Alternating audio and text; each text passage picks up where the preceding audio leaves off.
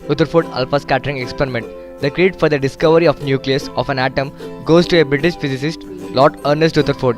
Here is a diagrammatic view of a famous gold foil experiment conducted by Lord Rutherford. The radioactive source, which in alpha particles was kept in a thick lead box with a narrow opening.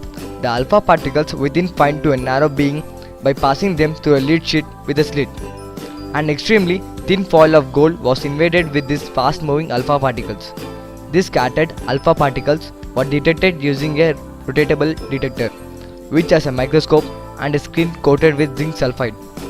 The whole experimental setup was placed in an evacuated chamber to prevent scattering by the molecules. These particles, after striking on the screen, cause scintillations.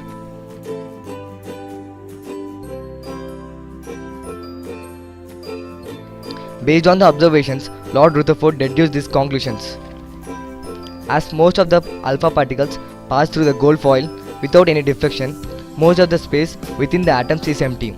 As some of the alpha particles were deflected by large angles, they must have approached some positively charged region responsible for the deflection. This positively charged region is called the nucleus. As very few alpha particles experienced the deflection, it was concluded that the volume occupied by nucleus is very small.